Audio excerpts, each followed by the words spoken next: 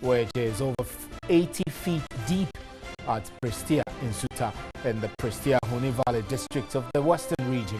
5 people successfully escaped from the pit and are being interrogated by the police with the body, one body so far retrieved by the rescue team from the pit.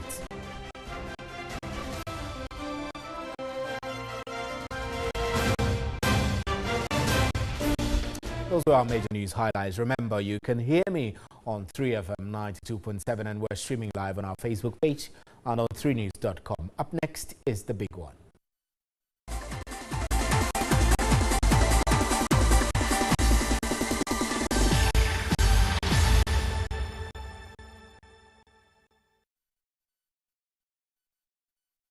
Welcome back. Now, investigations by the National Security and the Bureau of National Investigations as well as the National Petroleum Authority have cleared the MD of BOST, Alfred Obing-Boateng, of any wrongdoing in the sale of 5 million litres of contaminated fuel. At a news briefing, the Energy Minister Boakye Ejiakor said the contamination of the 5 million litres occurred before the MD of BOST assumed office and that the sale of such products is not new to the company.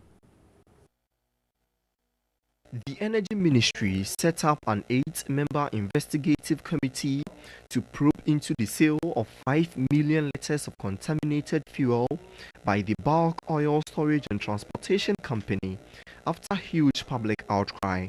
But according to the Energy Minister Boakye Ejiakor, the Bureau of National Investigations and the National Petroleum Authority are conducting parallel investigations to unravel the circumstances leading to the sale.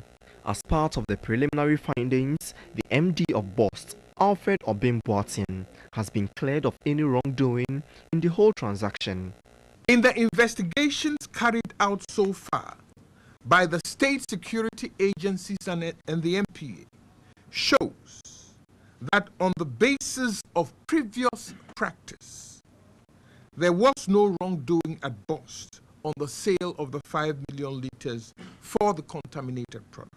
According to the BNI and stated by the Energy Minister, the sale of contaminated fuel is not new to BOST.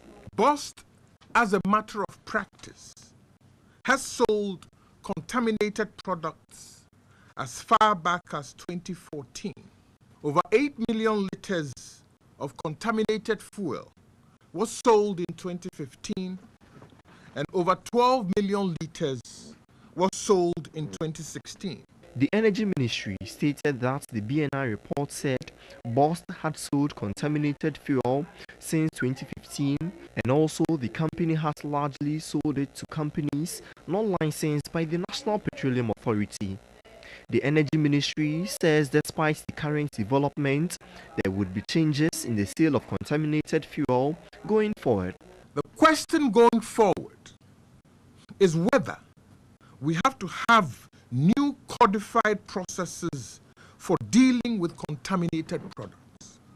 To this effect, the ministry will start the implementation of recommendations, some of which have been pending from previous investigation reports on the sale and discharge of contaminated products. The Energy Ministry has tasked the head of Chemical Engineering Department of the Kwame Nkrumah University of Science and Technology to lead the ministerial committee to overhaul the operations of BOST.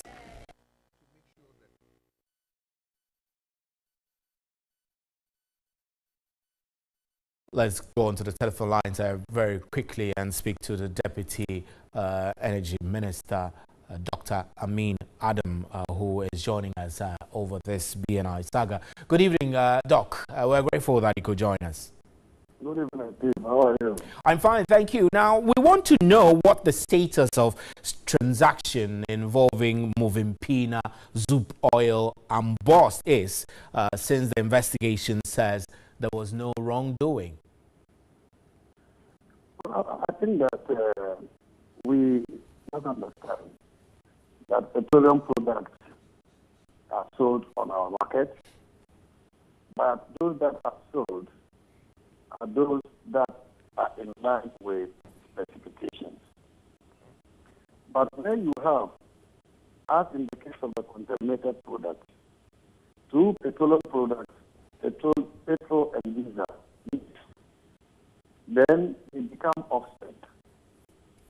And therefore, they cannot be sold on the market. But there's a separate market for that, because some of the factories use them for the boiler machines. And therefore, before you sell those contaminated products, you must be able to comply with certain standards and procedures. But these standards and procedures have not existed for a long time. So, since 2014, has been selling offset products to some companies. And recently, as you know, Boss again sold about 5 million.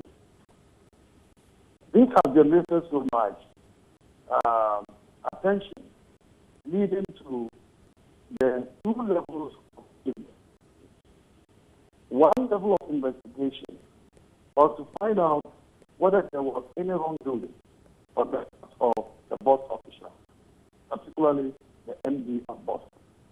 The other one, which was to be done through a committee set up by the minister, was to also look at the standard, of procedures and processes that are involved in the sale and discharge of contaminated products. So the DNI has done investigations on the issue of the wrongdoing, and they established that there was no wrongdoing on the part of him. The allegations that were made against him include, number one, that the company Movenpina that bought the product was owned by him. The investigation showed that he owned the company. Number two, the address of the company and the finance of the company are the same as those of the entity. The investigation, it is not true.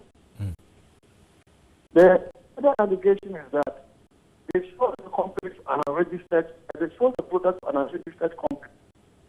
The investigation showed that at the time the transaction took place, the company was a registered company. And so as far as the investigation into whether there was any wrongdoing, those allegations could not be substantiated.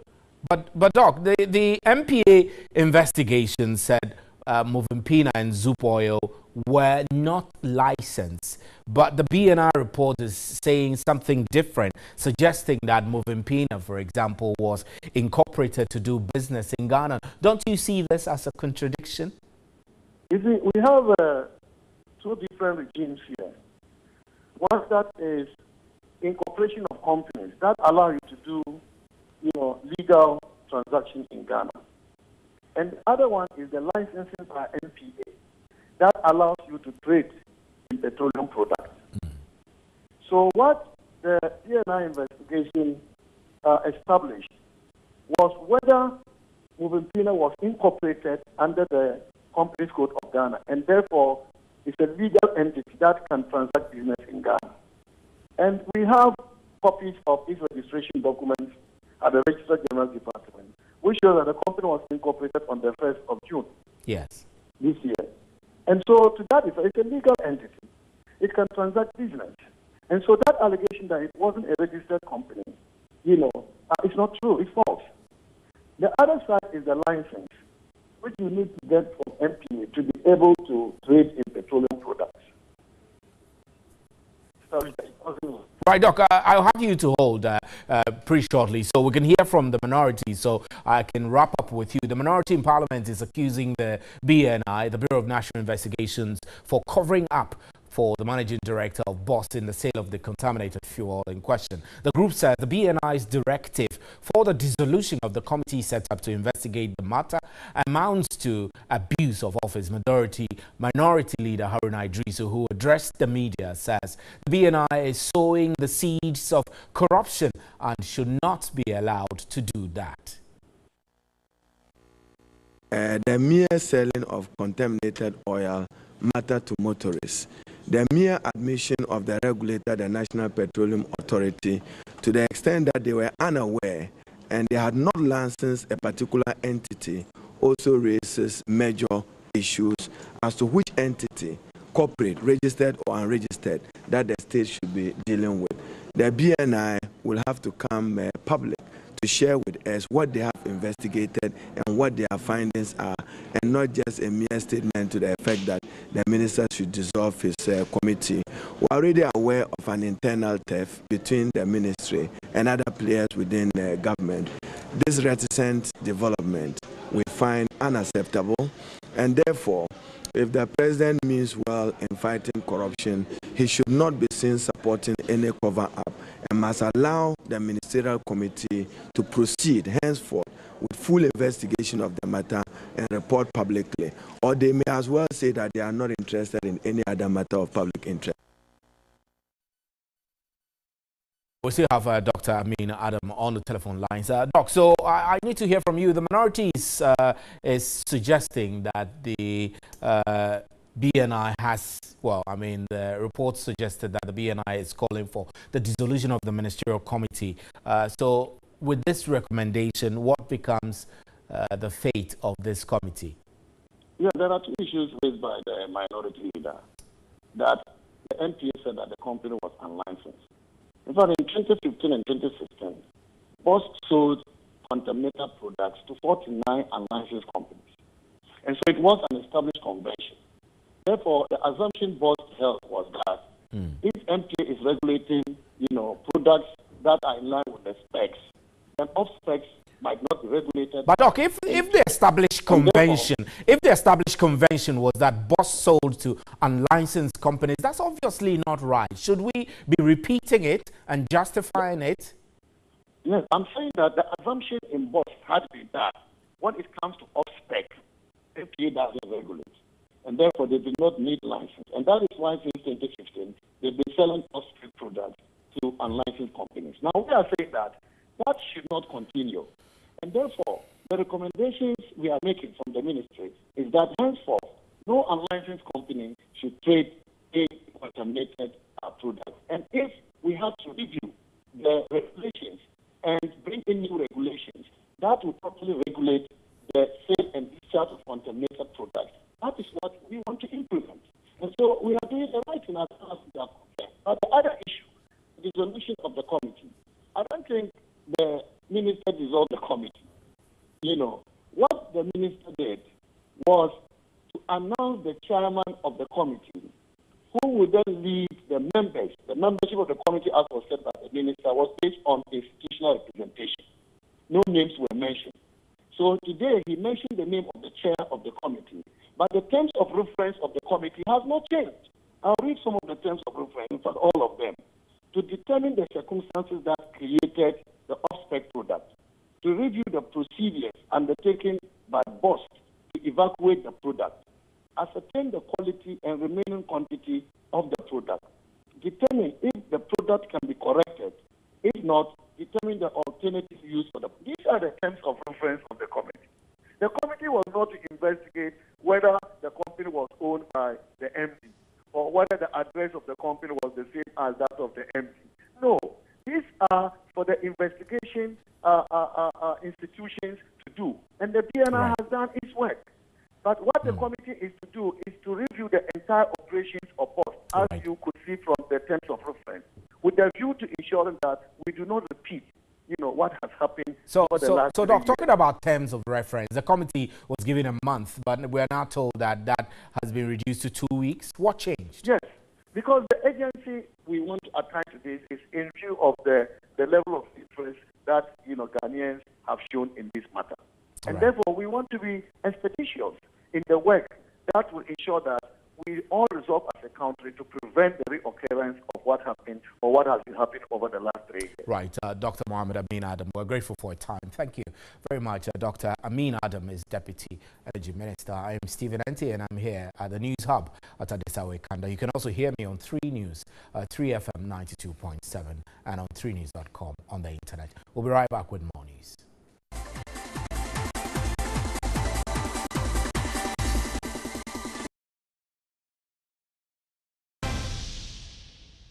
Welcome back. Now, rescue efforts are still underway to rescue 16 out of the 22 illegal miners suspected to have been trapped in a mining pit, which is over 80 feet deep at Prestea in Suta in the Prestea-Huni Valley district of the Western region. 5 people successfully escaped from the pit and are being interrogated by the police, with 1 body so far retrieved by the rescue team from the pit.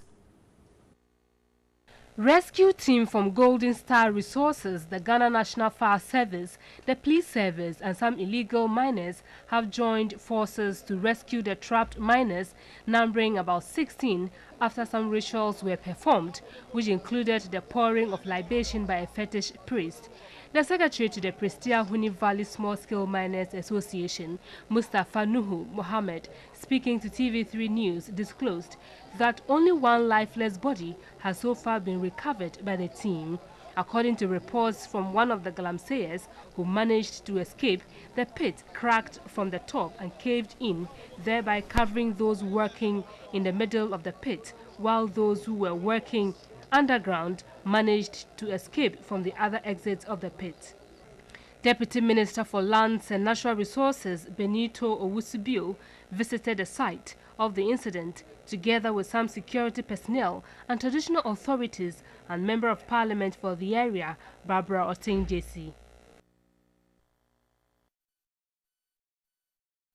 Benito also is the Deputy Minister for Lands and Forestry. He's joining us on the telephone now, lines now. Good evening. We're grateful that you could join us. So what has been the level of rescue efforts by the team so far? And as of now, what's the progress? Hello. Hello. Yes, good evening. Yes, sir. Yeah, I'm asking what, how the rescue operations are going so far, and whether there have been any substantial progress in terms of retrieving bodies or rescuing people who are still alive. Yes, we have not been able to rescue any additional body apart from the 1 body that we were able to recover. But gradually, we are getting close to where they are, where the bodies are. So we hope and believe. What indications are? What are the indications? What are the indications that makes you convinced that you're getting closer? This is a mine shaft, and that before they can get close to them, they need to remove the debris and be bringing them out. And in so doing, inch by inch, we get close to where they are. And these are miners who have been mining in this particular pit themselves, and they created a pit. So when they tell you something, you have to believe it. You have to believe it, absolutely. Now, I know that you've been there all day today. You must be very tired as we speak, I reckon. But can you tell us, as of the time you went there, what the situation was like? For the benefit of our viewers who have not been there, we will be grateful if you could give us a graphic picture of exactly what the situation was when you went there. Yes. For viewers, what I would say is that this is different from the normal galamsey pit that everyone knows. These people are mining the bedrock. When we say the bedrock, what they are mining is the rock itself, not the alluvial or the, I would say, the sand or whatever. So in mining the bedrock, they need to actually create a pit and make sure they get to the rock itself, which can be very far underground. In this particular pit, they claim the depth is roughly around 80 meters deep. And you know, the size of the pit or the shaft is roughly around 2-meter radius. And it meanders down there. So it goes 80 meters and then for when the they get to a level, they do vertical. of 80 meters for the benefit of conventional measurements. 80 meters, that works approximately about 60, 70 feet or more. 80 meters, if you are measuring, a meter is around 3.24, roughly, of a feet. So 80 by 3.2 or 3.4. That's whatever, a lot. Whatever you would, on the average, you're talking of something around 260 feet. Incredible. That's an incredible depth of which they are. That we are dealing with. And because it's so small in nature, you cannot use machinery.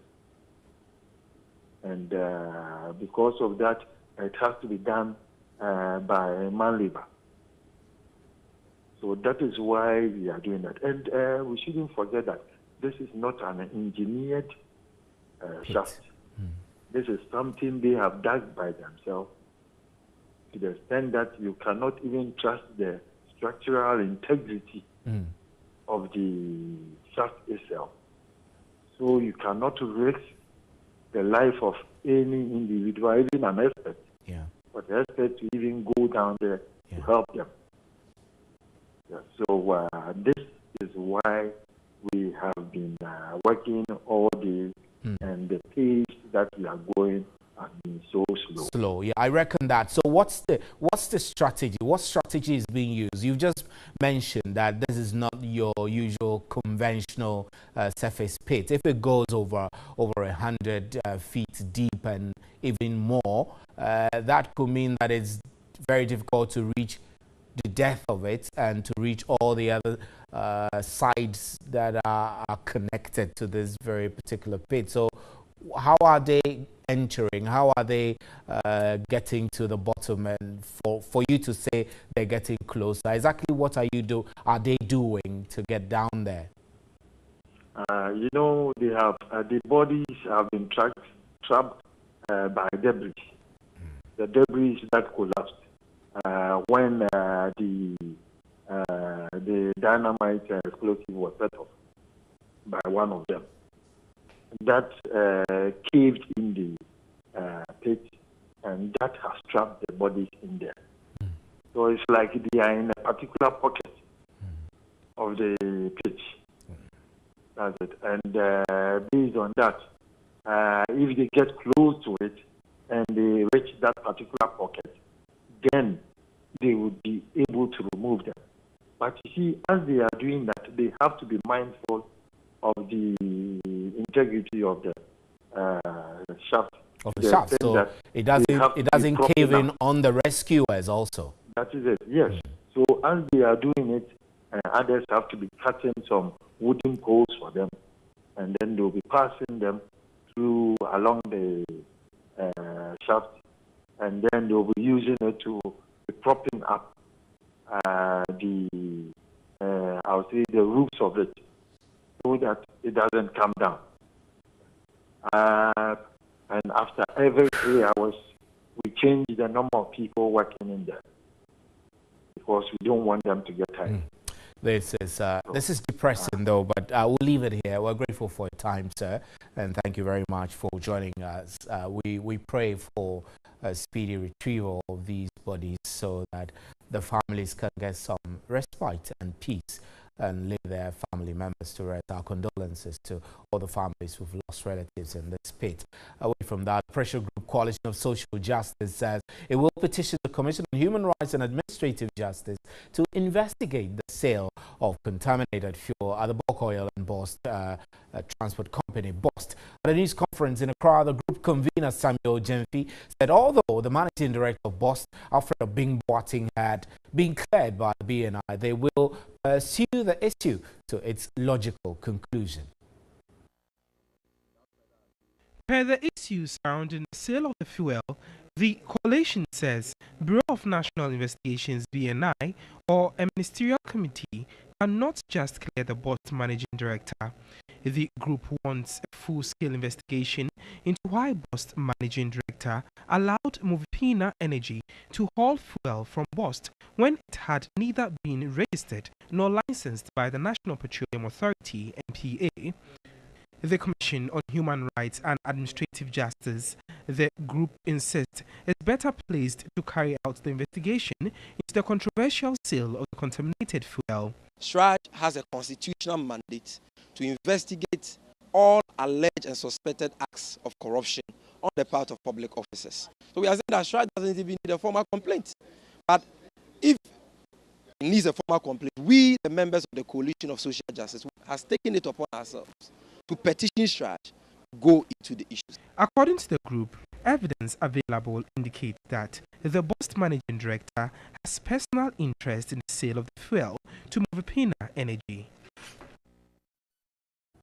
And on that note, we draw the curtains for News at 10. We're grateful you made time to be with us. Thank you very much for staying. On behalf of the crew here, good night, and thanks for tuning in to 3FM to listen to us as well. There is more news at 3news.com. Good night.